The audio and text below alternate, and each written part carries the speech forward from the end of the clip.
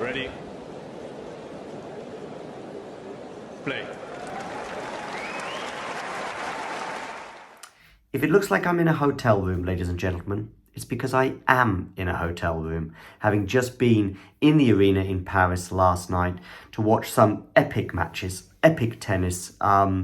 Gilles Simon, let's just touch on him to begin with. Unbelievable victory against Taylor Fritz in 3 sets. Having won the first set, actually, I think there'll be some concern from or there would have been some concern that he couldn't obviously go in and win it in straight sets, because once Taylor Fritz starts coming back at him, I was concerned. Also, watching the nature of the rallies, there was one person who was struggling a bit to keep it going, and that was Gilles Simon. But I tell you what, hats off to the Frenchman, and the atmosphere was electric. The Allez les Bleus, Allez les Bleus at various points throughout the match were great. I'm not French, but I felt it, and I felt excited for him. It's been a great tournament, and obviously, whatever happens now, a great way to end his career.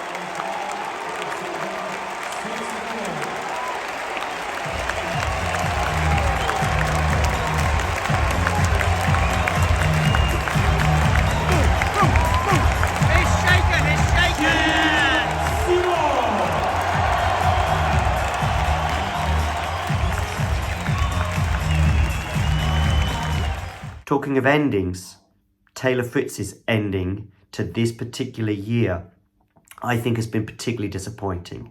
Bearing in mind, the first 7-8 months of the year, I think, had largely been progressive, had largely been successful, winning his first Masters 1000 title, going out to Stefanos Tsitsipas in an extremely tight match in Australia, but breaking his threshold, if you like, by reaching the quarterfinals at Wimbledon. But from the 5th set of that match at Wimbledon, I would argue that the second half of his season has not delivered anywhere near compared to the first half. He should have beaten Nadal that day. Nadal was struggling, barely had a serve. Taylor Fritz, arguably Wimbledon may well be the slam which gives him the best chance of winning a slam. Let's see about that. But I do think that generally the second half of his year hasn't delivered quite as much as it did in the first. US Open, extremely disappointing, of course, to go out in the first round there. We saw how gutted he was in his press conference. And again, this last couple of weeks, and again yesterday, Gilles Simon, I would say, was there for the taking. Didn't take advantage. He's out. Gilles Simon progresses through, where he'll be playing Felix Auger-Aliassime, who of course continues his way, and he'll be hoping to secure his 4th consecutive title here in Paris. The main menu, though, the main course on the menu, so to speak, was Rafa Nadal against Tommy Paul yesterday. And let me talk to you about that match. 3 sets. It didn't look like it was going to be 3 sets as Rafa Nadal eked out the first set. He was a break down in the first set. He then gets it back on serve. He then comfortably wins that first set. And when he goes that early breakup in the second, he will have been thinking, it's good night, Paris. I'm going to be making my way through this to the next round. But Tommy Paul had other ideas, and we will be coming to him in a second. Rafa, I thought his serve generally looked pretty good. Second serve especially, pounding down into the box, not even coming close to the lines, but so he wasn't necessarily hitting his spot, but he was getting plenty of speed on it. I thought there was a nice edge to him for the first set and a half that I was concerned that might have been lacking. However, he played, as he described it, a horrible, horrible service match that ended up meaning he got his serve broken, and therefore Tommy Paul seized the initiative, losing it to love, but also having 2 fairly comfortable forehands that he would normally expect to make. And then in the third set, he was blowing, he was sweating. There have been reports in the Spanish media that he did have a stomach ache, and that may well have affected him during the third set. We'll be seeing Rafael Nadal, of course, in Turin. He did assure journalists in the press conference that would be the case. But Tommy Paul, from that point in the second set, everything he touched turned to gold. There were a couple of close calls that went in his favour, and they were the right calls, by the way, but there were millimetres in it as Rafa Nadal threatened to break back at the beginning of the third. But listen, Tommy Paul played great. There were some great rallies, and I tell you what, at certain points during the second and third set, it just felt like he wasn't going to miss. I think his eye was in and his confidence was high. And I tell you what, he has a chance now in this tournament. Let's see how it pans out. He could well be on course for a semi-final collision with Novak Djokovic. We'll see how that turns out. Pablo Carreño Busta, good win for him yesterday over Shapovalov in 3 sets. Shapovalov has had a pretty good autumn, fall, whatever you want to call it. But he managed to get fallen, if you like, by the Spaniard yesterday. So Pablo Carreño Busta progresses. The Fognini story is over. Probably should have been over some weeks ago, or some time ago, sorry, given that he was a lucky loser here. He went out to Dimitrov. 6-love, he lost the first set in a manner that only Fognini can.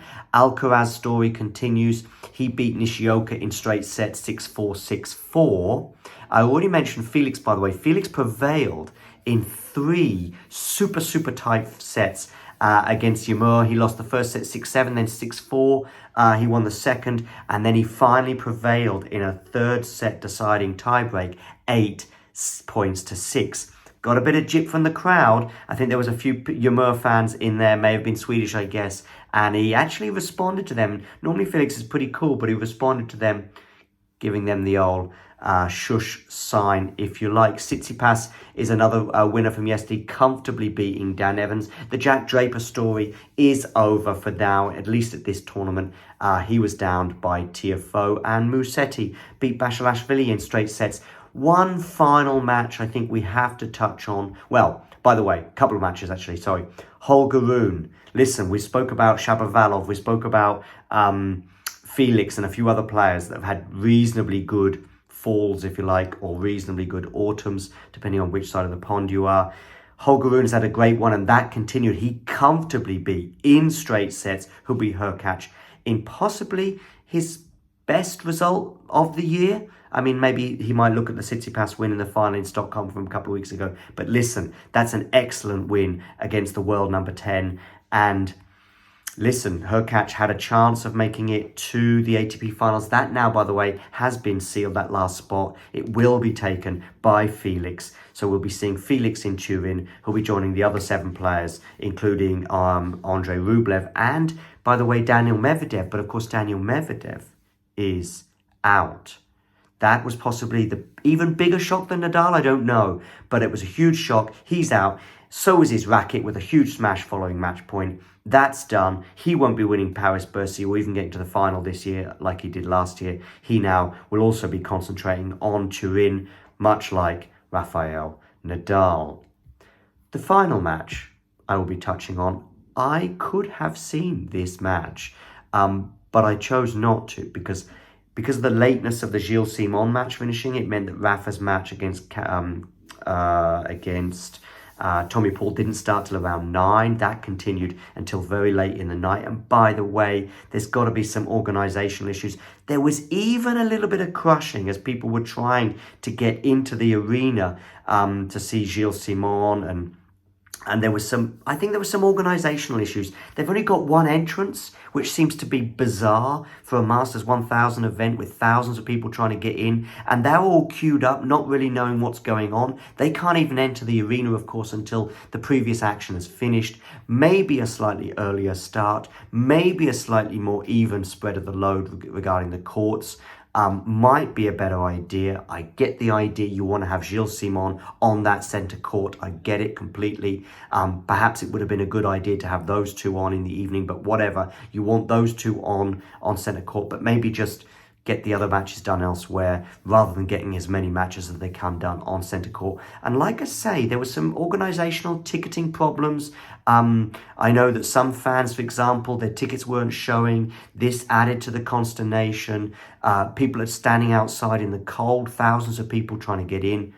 Trust me, there were some people also trying to...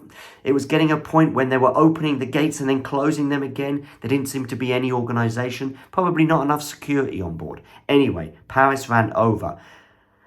But also part of the organisation meant that Cam Norrie against Moutet continued until past 3 in the morning. Didn't take the court till around about midnight. That went beyond 3 in the morning, and Moutet, the Frenchman, to the delight of the few that managed to see it, will continue and will progress. Today's matches have already got underway, and we've already had Musetti beating Casper Ruud.